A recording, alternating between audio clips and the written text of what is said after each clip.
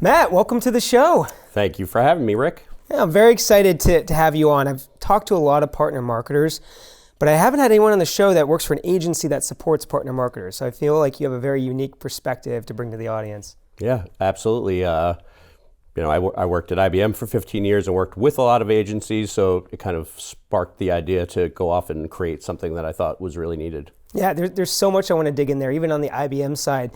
First, I'm just happy to be in Queens. I've actually been coming to New York for, I think, 2 decades now. I've never been to Queens. Wow. Just driven through it from LaGuardia. It's usually straight into Midtown, and that's it. So wow. I've seen it out the window. And a little trivia, I was actually, I was born in Queens. Didn't spend a lot of time here, but yeah, I was born in Flushing, Queens. And my father was raised right next to Citi Field, what used to be Shea Stadium. So I've spent a good amount of time here. Get some Greek food while you're here. I think that's what the team and I are doing later tonight is Greek food. Yeah. So, because the Greek food in Colorado, not so good. No, the Greek food right here it can't be beat. Yeah. Well, I'm just happy I made it. I landed literally, I think, what is it? It's 2:30 now. This was scheduled for 2. I landed at 1:30 in LaGuardia. Everyone thought I was crazy coming in LaGuardia expecting an on-time arrival, but I did it, and here I am. There you go. We both got here just at the same time. Great. So tell me a little bit about conversion marketing, and then I want to backtrack from there and go a little bit back to your past and how we got here. Sure. So conversion marketing, we work with B2B technology companies and primarily to help them with their partner marketing programs. We do everything from, in some cases, we've helped establish partner programs to helping them build, run campaigns in partnership with AWS, Microsoft, Google, Cisco, VMware, NetApp. We've worked with, I would say, most of the large enterprise partners. And our goal is to really help these companies utilize the resources they already have available to them. And then really, how do you capitalize on the relationship you have with these industry leaders, both for some brand recognition, if you're a smaller player, less known, hitching your ride to an established player like that in some cases.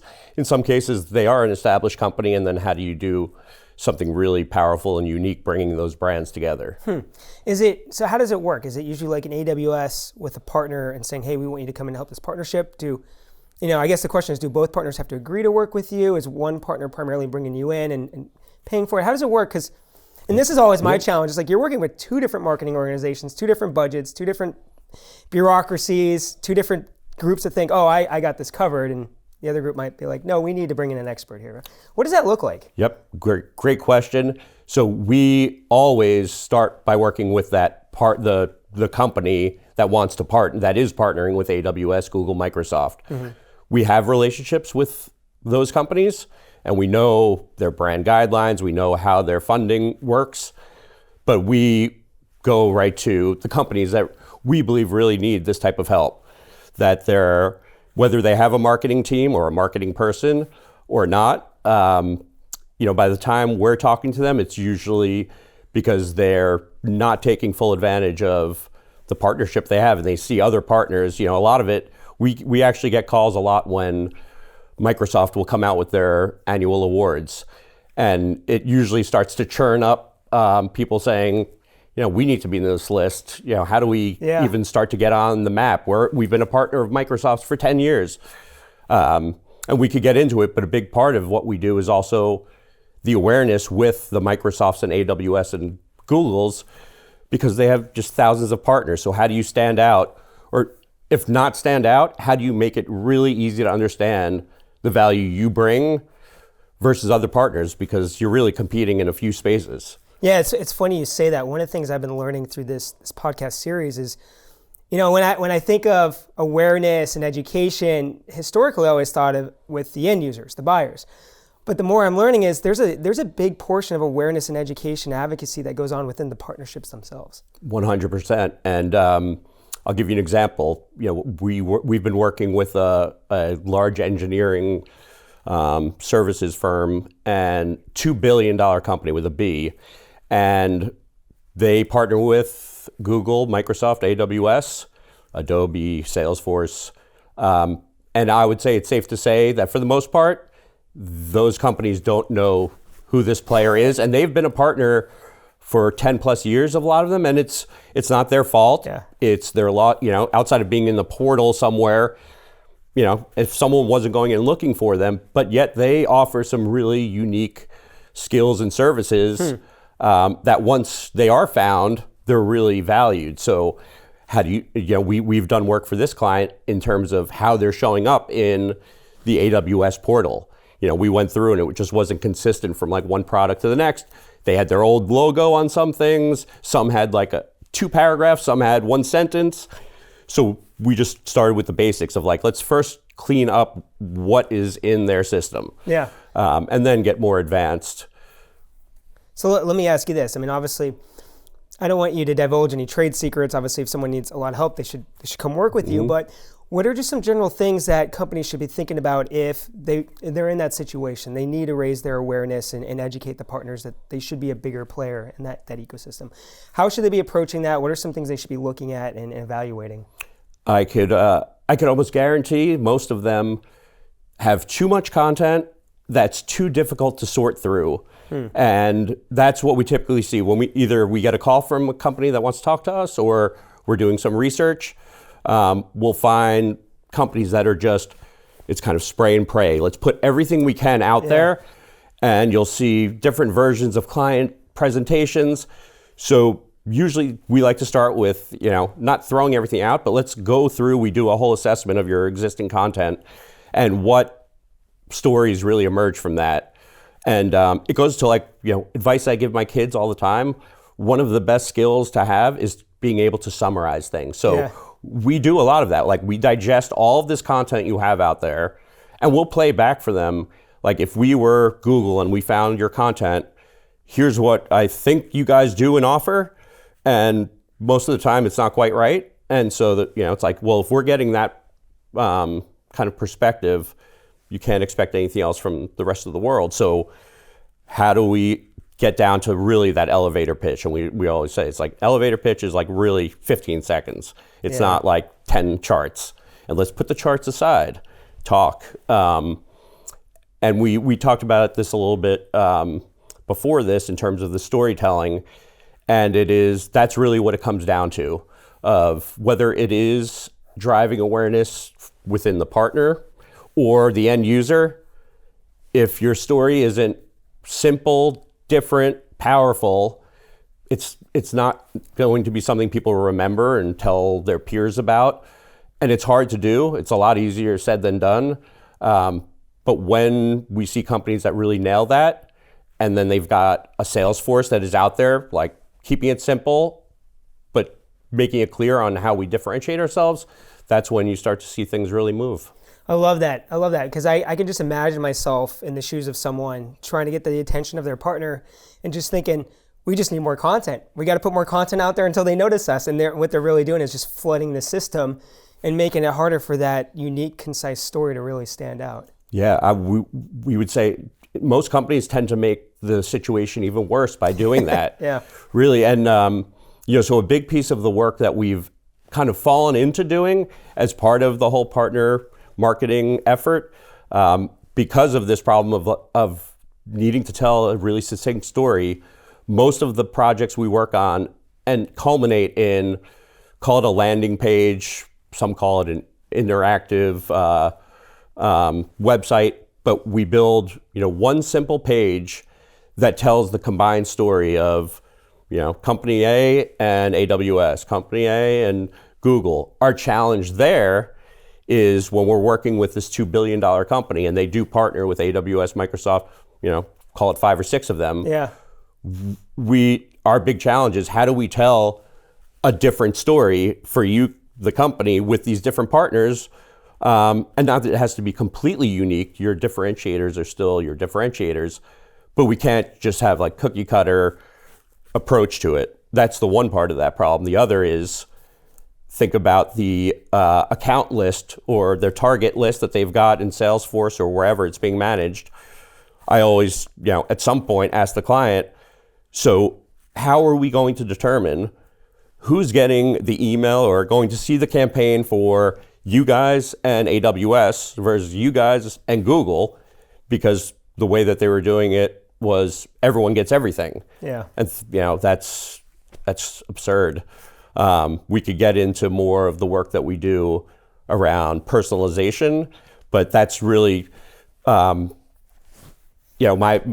not to jump around too much, but going a little bit to the IBM days, when I first was promoted to vice president of marketing, it was in IBM's WebSphere, for IBM's WebSphere brand, middleware, very boring stuff, but definitely paid the bills at IBM. And when I had to get on a weekly call with our sales leader going through pipeline.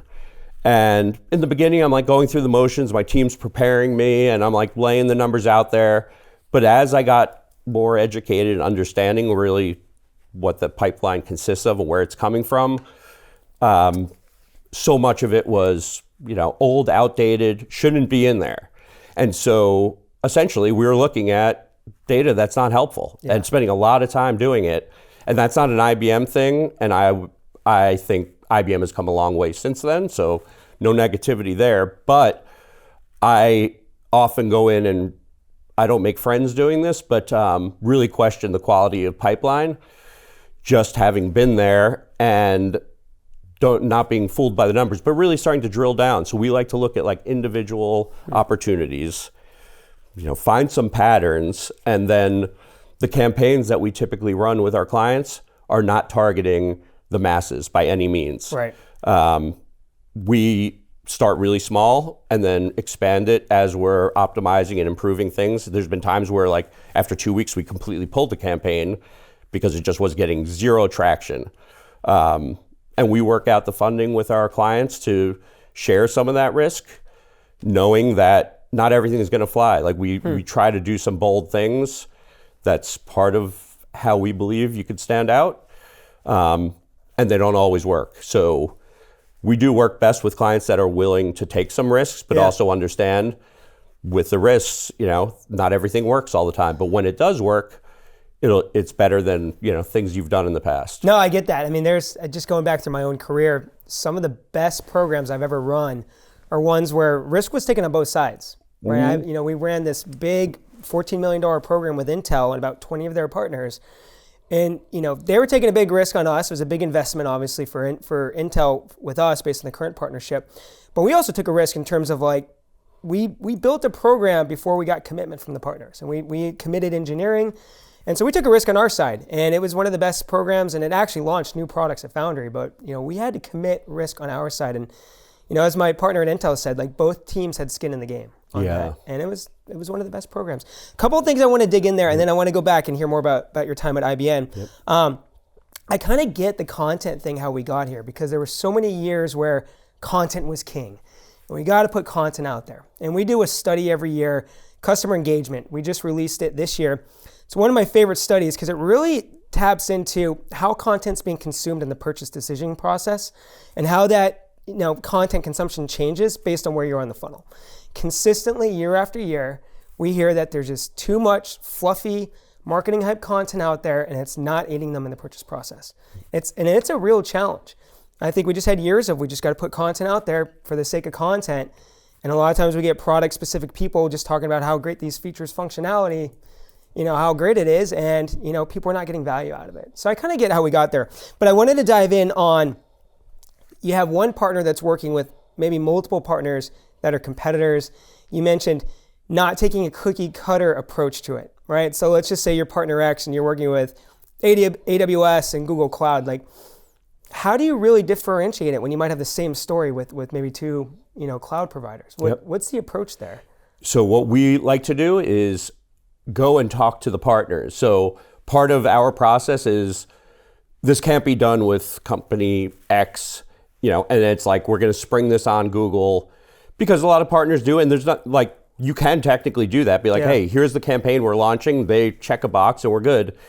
We really emphasize, and we can help facilitate bringing both sides to the table. It always yields other helpful results and networking, and it's almost always face to face. We've done a bunch of these in the last couple of months. But the key piece for us is at some point we'll just meet with, let's say, AWS. And it's like, what do you guys love about these guys? What sets them apart? And that will usually, we're listening for a few things that we haven't talked about in others. In some cases, it's like their engineers are just simply the best there are. They could solve anything. Some of it is, we've been working so long with them, they know our products as well as we do. In one case, they actually helped one of these partners like build one of their core platforms. Okay. So it's like they might be more experts than us at our own platform. So digging those things out, where in that case, that was something, they helped build the platform. They never even mentioned it to us because so many people have come and gone since then that they didn't necessarily have that history. And then in other cases, it's just combing through case studies, looking for some trends there. That also ties a little bit to my IBM days where when IBM was launching Smarter Planet, the big ad campaign, I had been given it was one of the best assignments I ever had in my time at IBM. For, 6 or 8 months, I was asked to scour IBM case studies and customer success stories for certain attributes that were the things that made Smarter Planet smarter. It was the 3 I's. By the way, that sounds like a Gen AI task. Yeah, now, right? I mean, it was very manual, but it was also then going and working with the client team to say, hey, your client, this is someone we really want to feature, on the masters and stuff. So getting early on, when I finally went to my boss with it, it was here's a list of great stories and they're all on board. But going through them, you start to see patterns, and that's really what we were trying to do at the time with Smarter Planet. Let's find companies that are all starting to, use these principles to build smarter food systems or pharmaceutical systems. So, I guess, in the end, it goes back to the real storytelling. So we haven't talked about my education stuff, but I was studying to be a journalist. Oh, yeah. I did spend some time in journalism and have always been a writer, first and foremost. I started my career in PR and speech writing. And so that's still what I love to do. Yeah. And even though a lot of this is really complex, technical, I really listen for the story. And sometimes it's more of a human story. Sometimes it is just purely an amazing technology breakthrough type story. But there's got to be a story. I love that, because this also kind of ties into going back to if you're trying to raise awareness with that key partner. I think you just said you could check the boxes to get the funding, right? And I see that happen all the time. We just meet the MDF requirements and we get refunded, our reimbursement. But if I'm taking the time to dig in on that true connection, that true story, that partner might see that effort. They might see the value of that marketing. Now all of a sudden I might be more on their radar. So it's all kind of coming full circle now in terms of the time I'm putting in and differentiating on the partnership level. Absolutely. I could give you a solid example of that.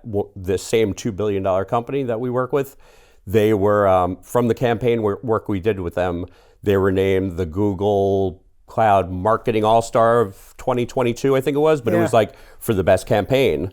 And then their funding, I think, almost doubled the following year. Yeah. And, sure, it's part of it is the business performance. It's a lot of factors, but the marketing element is one thing that could really stand out because not everyone does it and not everyone puts, the time and effort. Even the fact that they had us involved where we started to get to know the relationship owners on both sides, it's we made ourselves kind of a necessity as an agency, that's kind of where you want to be.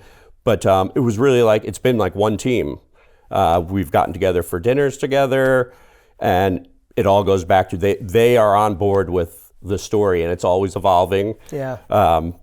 I know that a client gets it whether it's a text or an email, but it's either a thought or I just had a meeting, and it's a great example of what we're talking about. It's you get it. Because, that's how people really understand things. It's not about pitching products, but it's hey, I'm working with this other client. They're just like you guys. We help them do X, Y, and Z. Versus, hey, we do this, this, this, and this. And so also tying a bit to your content point, we find, the 2 types of content that I don't think are going away anytime soon and that still do produce results is real thought leadership, like real deep thinking, stuff that gets your mind going. Yeah. And then education. So that's the opportunity for the product teams that really want to see all of that detail. Like a lot of times we'll say, listen, we get you that's the message. It's not right for this blog. Yeah. But let's write a more, technical piece for your education site and training. Maybe this finds its way into some sessions at your upcoming event. Like it should have a home, but it doesn't always have to be published on your corporate blog or, a bylined article. No, I love it. And it's like, I think a selfish plug for this podcast.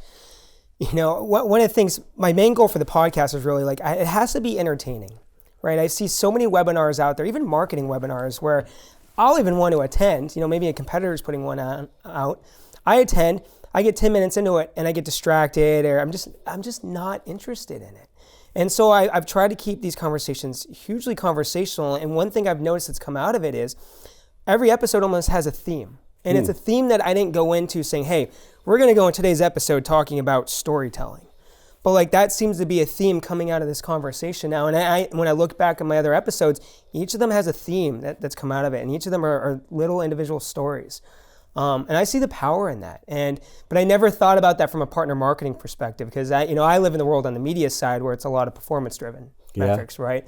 I'm not always on your side where, hey, we got to get this story right before we even go to media. And I think it's obviously a hugely crucial part of that program and that campaign. Yeah, and the best part about it is we could be working with one client and we're telling their story, but once you bring in a partner, you have a whole other dimension where Company A is great and they differentiate themselves with these 2 or 3 things.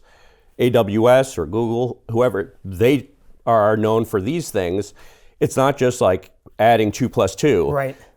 As you bring them together, there's an opportunity to tell a whole new story. And for us, that's part of the driving factor of where we decided to really focus in on partner marketing, because we were doing lots of work with cloud companies, cybersecurity, and it just felt like we're saying the same things a lot of times. And that's because what they do is very similar. So once I've been in the partner marketing space for a long time, but now as an agency working with both sides, light kind of went off, and it was like, now we have this opportunity to do something different for both of them. And if we do it right, I would say to my team, like AWS, they're going to start paying attention, because it's like, all right, we're not just taking the AWS logo and story and stamping it on our client. Right. We really want to work at that storytelling. And, I must say some of that came from IBM and, my time in corporate, particularly working on things like IBM's centennial celebration. There was a lot of work. There was a book written on IBM's first 100 years. There was videos, and it was like the ultimate storytelling, combining human element, technology, business, and that was another one of my assignments I got to roll up my sleeves and work on. Cool. And so it just kept bringing me back to my journalism background. Yeah. So let's dig into that. I'd love to hear your story at IBM, because looking at LinkedIn, it looks like you moved your way up. I'd love to know kind of how you did that, and then how did you get into partner marketing? Where did that start to come up? Sure. So I started my career out of college working for a PR agency in Manhattan that is no longer around. They were acquired, but it was IBM's PR agency. So I'm 20-something right out of school and kind of thrown right into pitching media and driving press coverage for IBM, and built relationships as the agency partner with IBM. And I moved around a bit. I actually went to a bigger agency, Burson Marsteller, worked on the SAP account, and then got a call to join IBM in their research division. So IBM Research is known for being a special place within IBM. It's a little bit, off from the rest of the business, because it's all about finding that next huge thing. And so I got to spend 2 years at IBM Research, primarily as a speechwriter for, at the time, the senior vice president of IBM Research. And just really took it upon myself to work the network in terms of meet a lot of people around IBM. I had some great mentors that were giving me guidance along the way.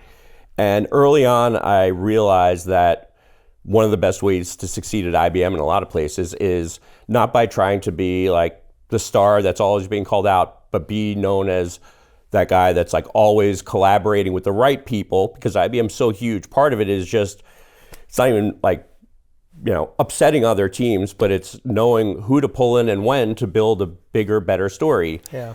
And I think I built a knack for that, and that was acknowledged early on. And so then I was kind of bounced around all different parts of the IBM business just to learn the hardware business, software, research, finance.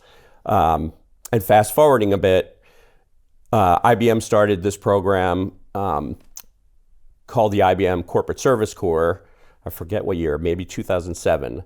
The idea was they were going to build groups of 8 people from around the world. So 8 people, 8 different countries from 8 different disciplines of IBM. So I was the marketing communications person on our team, and I was actually on the second team overall. This program still lives on today, but I was the second team overall to go. So we were like a little bit of the guinea pigs and went to Tanzania. So spent a month there working with this group of 8 people. We're all still friends, so that was one element. Everybody flew in for it. Then oh, yeah. Tanzania. Wow. Yeah, I mean, it was months of preparation. Like an IBM team, and the guy who started it, I'm still friends with, he came from the Peace Corps. IBM hired him. He built this amazing program. So IBM's approach was, instead of, donating money to developing countries, let's donate our skills. So we were working on transportation projects, tourism-based projects, environment, things that, IBM as a company cares about and that these organizations really need help with. What a great concept. It was life. It changed my career, and it changed, how I, saw things from a personal level. Yeah. So much so that when, called 5 years later, IBM announced an executive version of that program, I was like one of the first ones to sign up. So I, that time, went to Nigeria. Wow. And the executive program was more about working on like existing opportunities, where the other one was more, helping local communities. So I was working with the government of Lagos, Nigeria on a transportation-related project. Unbelievable, just the experience, the people I met, and it opened my eyes to just, the different types of opportunities in the world out there. Yeah. So coming out of that, I was promoted to, most of my career at that point was communications, PR, some marketing. Then I was thrust into the world of marketing. So my first job was vice president of demand generation for WebSphere. Okay. So my boss at the time was like, you're going into the belly of the beast. Like, if you could do this, everything else will be easier. Yeah. And it was tough, and it was, I took I got some bruises from just learning how, as the leader of marketing, I had to work with the sales leader and everything that's involved in running a business. I mean, I had a multi-million-dollar budget. I had a large team. What was the toughest part about it? Really working through that whole sales relationship. We're tough guys, I did, yeah, you guys are. Should be my boss. Yeah, well, you know what it is? At the time, I was coming in, and in general, the perception wasn't great of sales. It's a joke, by the way. I know. My boss is going to watch it. No. She's a wonderful person. I hear you. But there was not a great track record of communication between sales and marketing. And part of it really was about that weekly pipeline conversation. So once I started to understand that. That's where you started to learn to dig into the numbers, huh? And then once I was transparent with the sales leader about it, and I had a very, driven sales leader, my first, as soon as I was announced in the job, the next day, there was the sales kickoff meeting in Athens, Greece. And they put me on a plane to go there to get, immersed in the content and the products and meet the sales team.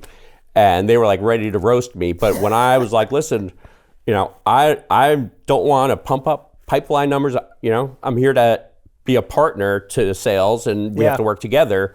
And we made some strides, but that was really where I, my eyes were opened up to the fact that if sales and marketing, if they're not one team, it's nearly impossible to be successful. Yeah. And we see a lot of that today, not where they don't get along or they don't like one another, but the process is still, there's a sales process, there's a marketing process, and it's got to just be one. And I see that compounded on the partner side too, right? Yeah. When you might have a marketing team at one organization and leads are going to a sales team at a different organization. Yeah, right? absolutely. Talk about a divide.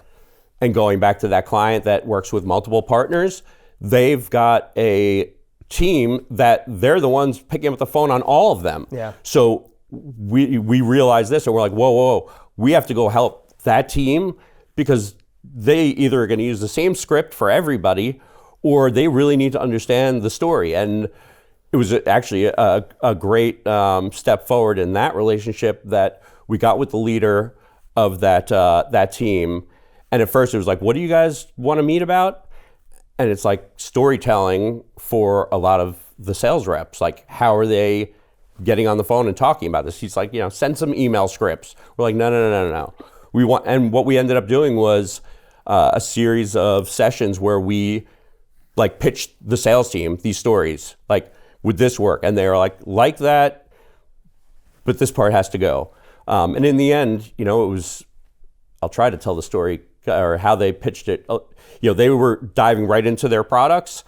What we realized is that by creating a couple of analogies, and in that case, I'm trying to remember them, but like the game of golf, it's been around for, 100 or 200 years, and not much about the game has changed, but technology has started to change, whether the equipment, now something could show you how far away you are from the hole. Doesn't necessarily make you a better player, but it can give you a competitive advantage. Farming was the other one. Yeah, We've been farming for hundreds of years. You could still farm the way that we did hundreds of years ago. Stuff will still grow, but when you've got like the latest machinery, you're gonna crank out a whole lot more. And so for this company, the story was essentially the same. Like, their technology has not changed, and they had this perception of legacy, and we're like, it might not be a terrible thing because clients could still use it in a different way, get new benefits from it, but it's not like I'm throwing out the game of golf and creating a new game. And that wasn't the greatest way of me setting it up, but just helping them a way into the conversation versus like defensive, like this isn't legacy stuff. Yeah. It opened their minds, and we've seen now they're producing their own content, kind of telling that story. Wow.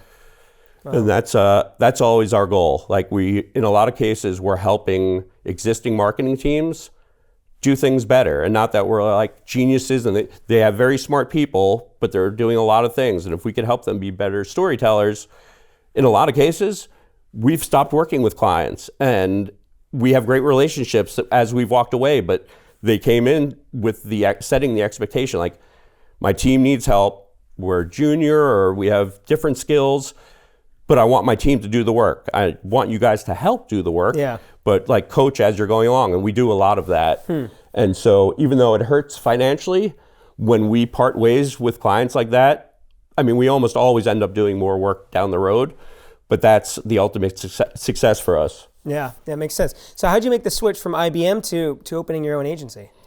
So over the course of particularly the last 5 years in the different marketing leadership roles, we were working with a lot, and they're still working with a lot of great agencies, big ones, some smaller boutique ones, but in the partner space. And I did start working in the IBM partner organization, about midway through my IBM career. And then I realized for every, product that IBM has, there's a whole partner network. So that only helped me succeed, like in that demand generation role for WebSphere. They have a huge partner network and a huge user community. And so a lot of that work parlayed into the work I had done. My last job at IBM was on the IBM cloud team and building new partner relationships and campaigns.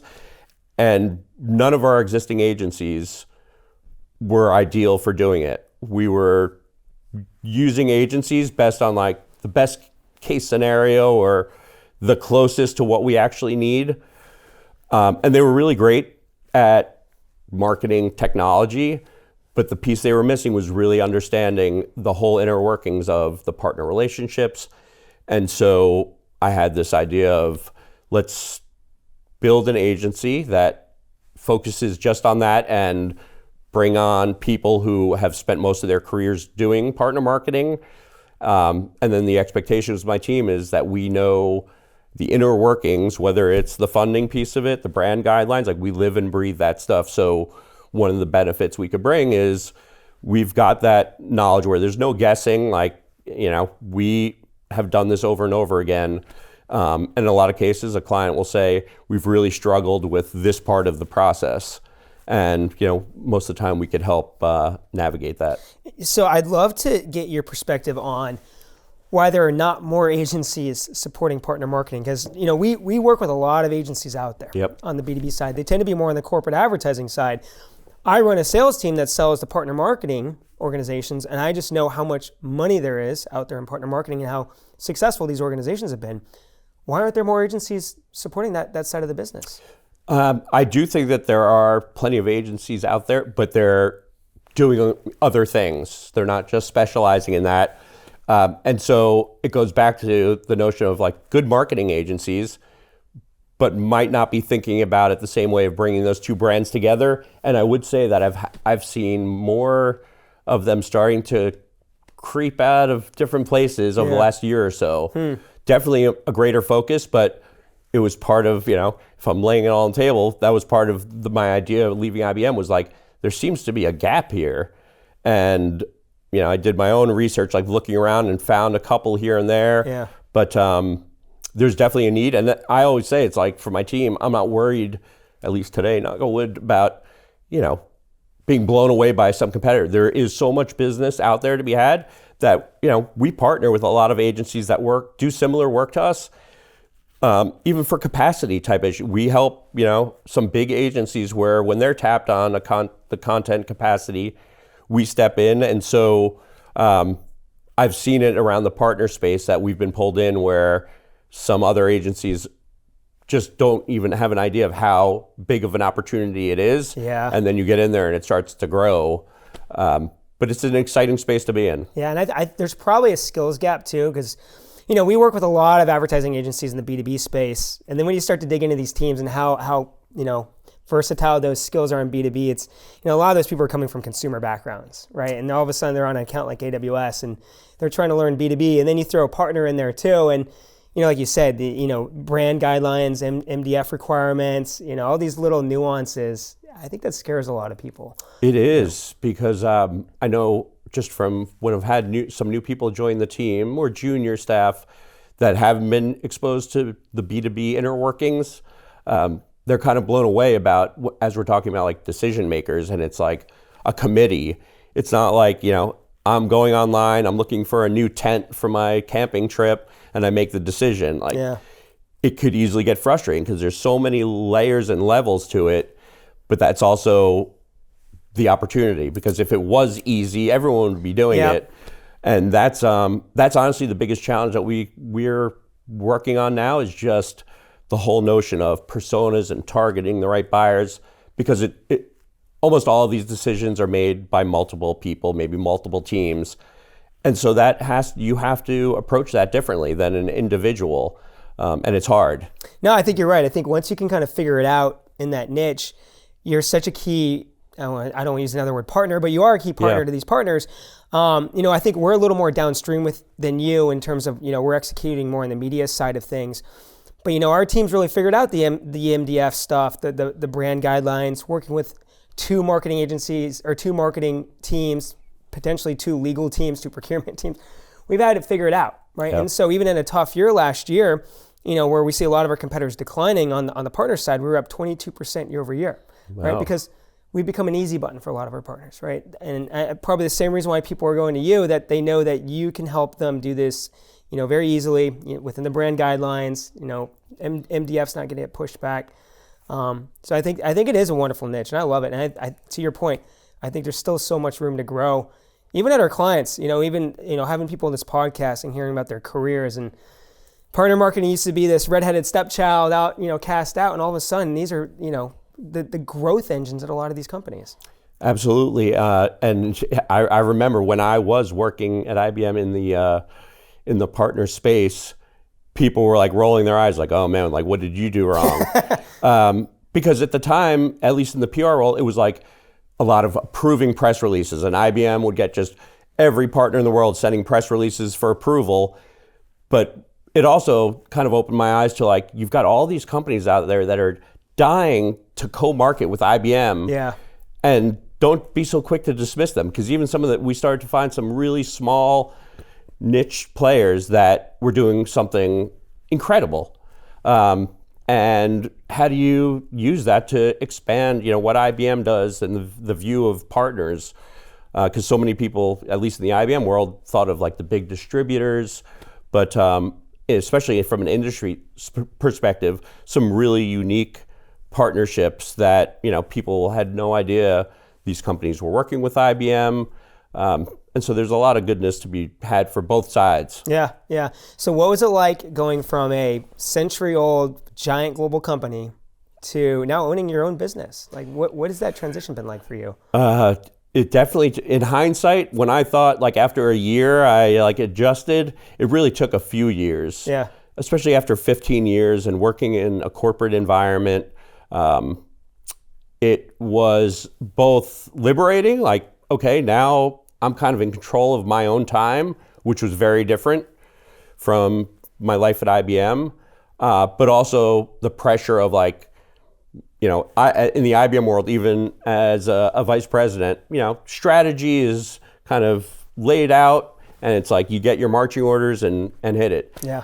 I had to really start to think about where do we want to be in a few years? How am I going to generate revenue this year? Yeah. How am I going to build a team? How big of a team do I need? All these things that I never dealt with in my professional career. But the combination of being able to use like all the skills and the experience I had, and then giving myself a little bit of room to learn, and I knew it wasn't going to be perfect. And there was plenty of mistakes. There still are plenty of mistakes along the way and things that I've been learning. But it's been life-changing in terms of work-life balance, if there is such a thing. Yeah. But considering I have 3, kids who are 9, 12, 13, and my own business, I'm able to be in a lot more places, I guess, than in the past, where it was hard to get that balance. Yeah, those are great ages. I'm at a different age group. My kids are now 3, 5, and 6. So I don't know if it changes quickly. Yeah, and but I travel a lot, and so like when I'm around, I try to be fully present. Yeah. With them. And especially in the summers when they're just home every day, it's just wonderful. Yeah, and that was I don't want to say the driving force for leaving IBM, but one of the big factors was, I traveled internationally a lot. Probably 2 weeks out of every month. And it got to be, where I wasn't able to do all the things that I wanted to do. And I knew I thought maybe leaving IBM, I'll coach all my kids' teams, I'll be Yeah. That's not reasonable either. But now my wife, she's also in marketing in the pharmaceutical industry. And between the two of us, we've now got things covered, and we both feel like we're able to be around for the kids the way that we want to. Love it. So, going back to your agency, with the work you're doing, how are you all judged in terms of success metrics? Like when you complete a project, what are some of the ROI metrics or KPIs that they're holding you to? It'll range from, in a lot of cases, when we're doing work, either sales enablement or campaign work, it's as we look at the quality of the lead. So like I said, most of our campaigns, we're talking under 100 leads, and these are for companies that are driving thousands of leads. Yeah. But our approach is a small base that you could then really look at what's happening. And in some cases, we want to know with our clients that we're reaching the right people. And so we're actually pretty different in terms of the metrics we set up. Most of the time, our metrics aren't necessarily the metrics that they're being measured on. Like a lot of agencies, like you need pipeline, I'm going to build pipeline, you measure it. But it's like if it's awareness is your issue, sometimes it's a matter of we want to get press coverage in these 3 publications or ones like them. In some cases, we've literally done mapping of here are 20 names, individual people at these accounts on your target account list. How many of them, in 3 months are we going to be connected with on LinkedIn, have a conversation with, and we'll have like 5 or 6 attributes that we want to say, we want 5 or 6 over that threshold. And that's honestly, I think the most impactful work in terms of results that we've done is we've started to do this really manual process of like looking at individual people, even like creeping around the internet. And this was born out of marketing ourselves. So as we started to do, most of our clients are through relationships that I've got or people on my team, and most of them former IBMers. Yeah. After now we're in year 7, that at some point, like you exhaust that, and you've got to start going out to the masses. But I was never comfortable, like we're not for the masses. So I asked my team, we came up with a bunch of companies that we want to look at.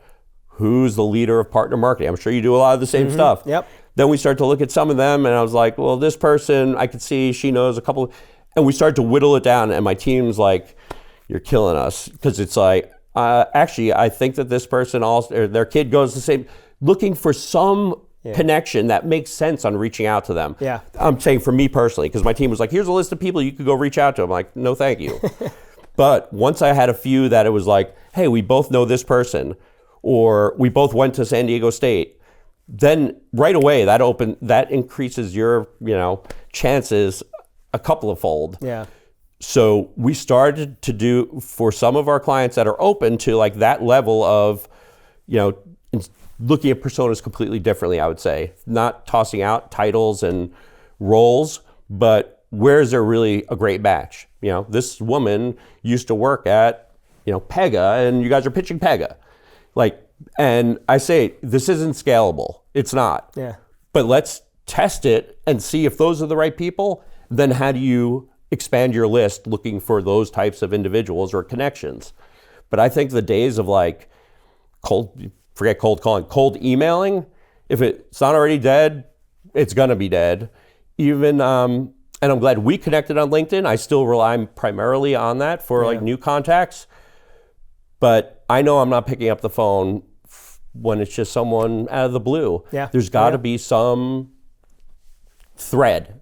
Just pick it. We like the same band. We're both Jets fans. We went to the same school. Something. Yep. No, I love that. So, I was just thinking, I just finished reading David Ogilvy's Confessions of an Advertiser. Oh, yeah. And, it's funny how old that book is and just still how relevant it is. But he talks about, always having a very, small but high profile client list is what he wanted. And he knew who he wanted to get, and he went out and got them, and not just going after the masses. So I just thought that's relevant. Awesome. And I'm glad you mentioned that one. That's one that my former boss, IBM's former CMO and CCO, book he had on his bookshelf, and he gave to everyone he could. Yeah. That's a great read. It is. A lot of stories in it. It's the ultimate. Yeah. So I wanted to ask you, so, based on the work you're doing, it seems very objective based. It's not, hey, we just need more leads. Is there a common challenge that's, causing people to reach out to you for help that you're seeing across all these different folks you're working with? It almost always starts with the awareness piece. Like either no one knows who we are, or Google doesn't know who we are, or both. But, and I will usually come to the conclusion where it's not that no one knows who you are, it's that they can't articulate what you guys do. So they know the name of your company, but that's kind of it. Or they'll be like, I think they're in the analytics space. And a company's done a good job when someone's like, yeah, that company that does X, Y, Z. And I get it. Almost all of our clients aren't as simple as describing it in X, Y, Z. But when you're dealing with people that are in the industry, it can be.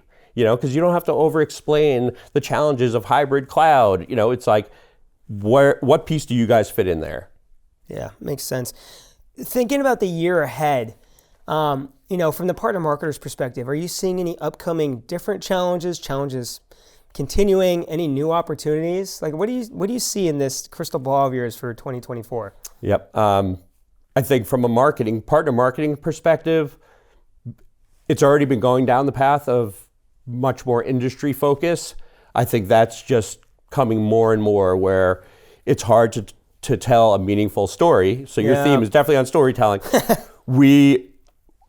Another step where like you open the aperture. The one was where you add the two companies together. Now you have a lot more to talk about. Then you add an industry component, and that from a storytelling element, adds whether it's, governance or trends that are happening in that industry. So I think we're going to see a lot more go down that industry path. And then on the challenging front, a few. One, we're starting to see companies get back into the live in-person events. And so struggling with the right balance and how does it fit into the overall journey. We don't want to just drop an event in to do an event. But then also, I think some of our clients have gotten used to not running in-person events, and that budget has to come from somewhere. So I think this is a year where budgets remain healthy, but a lot of hard decisions are made on where we're going to spend.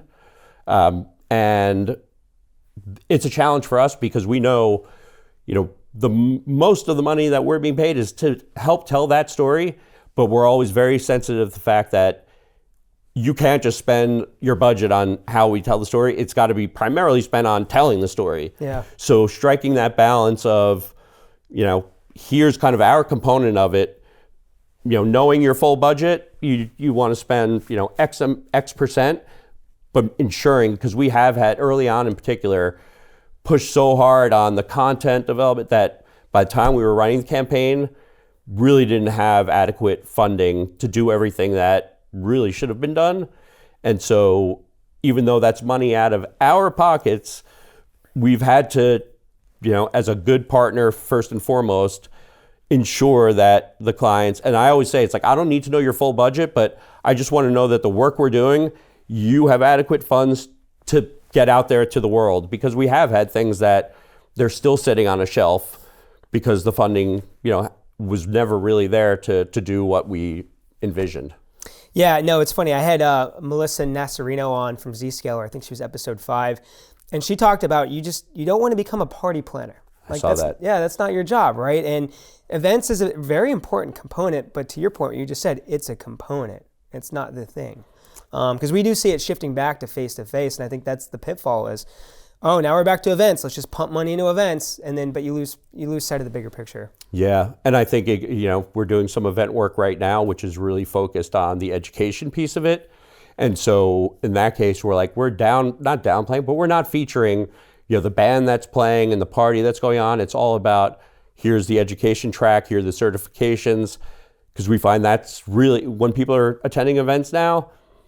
For the most part, they want to go and learn about the technology.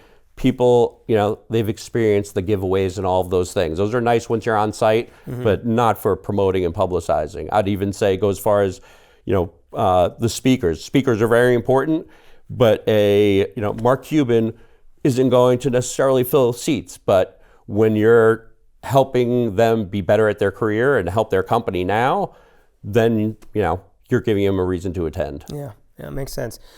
All right, Matt, you've made it to the lightning round. Yes. I don't know if you knew this was coming, but I'm going to ask you 5 quick fire questions. See, I prepared. I watched your other episode, so I knew it was coming. I don't know which 5. But we'll be honest. You don't know what's coming, though, right? No. Yeah. All right, here we go. Favorite day of the week? Thursday. Okay. Last Halloween costume? Ooh. Shoosh. It's been a while. You may have stumped me. I don't dress up that often. All right, we'll come back to that one. Come back to that one. Do you ever post inspirational quotes on social media? I don't. Okay. Big dogs or small dogs? Small. Okay. Finish this sentence. People that sleep with socks on are? Weird. All right. My wife does. And yeah, I have a small dog, but I really am a big dog person, but I lost out. I want a Great Dane. I have a little... But Wilson, our little dog Wilson, he's part of the family. I have a chocolate lab, and Wall Street Journal just published an article recently on the benefits of sleeping with socks. Really? To help you sleep more. And I tried it and I just can't do it. No. I can't do it. I run hot. So my wife bought me a cooling sleep pad. Ooh. And it was like, we went all in. It was expensive and it's changed my life. It's funny you say that because so I run hot, she runs cold, and I was staying in an Airbnb in San Francisco for Salesforce, and they had one of these beds that has like, you could adjust for both sides. I'm like, we need this. Then I saw the price tag on it. I was like, we don't need this. Yeah. But so she's got a heated blanket and I have a cooling pad side by side. The battle is real, and that's part of it. So I got one more question, but before that, anything you want to promote in terms of the agency? No, I would just say that, we love what we do in terms of helping companies get the most out of their partnerships with these industry leaders. And, we'd love to talk to companies about what they're doing and how we might be able to help. Yeah, well, I mean, I think it's a benefit to a lot of companies out there. I had John Gallant on. God, I can't remember all the episodes. I think episode 4. But, his biggest advice was it's a very crowded market out there. But it's a story you tell that's going to help you cut through the clutter. Yes. And I think the work you're doing with partners is going to help a lot in that effort. So the last question I have for you is, what piece of advice do you want to leave for people on the road? Yep. And so this actually is a quote. Hopefully inspirational. Yeah. Well, something from Charles Eames. I don't know if you're familiar with Charles. No. The Eames. Well, the Eames furniture was one thing, but they also helped create the 1964 World Fair, and they have a lot of history with IBM and design. And there are these Eames principles, and one of them is don't delegate understanding. And it's something that one of my mentors at IBM used to say to me, and I never really got until I reached a certain point at IBM, and in a couple of meetings, I found myself kind of exposed that I was relying on my team. It's like, I have someone on my team who's that expert. I don't have to worry about that. And it's not that you have to be an expert in everything, but especially the world of partner marketing, you need to understand enough about the funding element, because it's hard to build a campaign with that completely out of the picture. And so I often remind my team, don't delegate understanding. And that goes, in my personal life, I tell my kids this. It's like, don't just assume someone else is doing it, understanding it. You don't have to. It's important to understand enough. I love it. I'm actually writing that down because I've, from a guilty conscience, done that many times. It's so easy to do. Yeah, I mean, we're just running around, task to task, dedeadline to deadline. It's so easy to push things off. And I've been exposed in my career. Yeah. It's not a good feeling. No, it's not. But this was really great. This is wonderful, and I love to end on that. Like I said, I learned a lot during these episodes, and I hope everyone else did too. And cheers, thanks for coming on. Yeah, thanks for having me. Thanks, Matt. All right.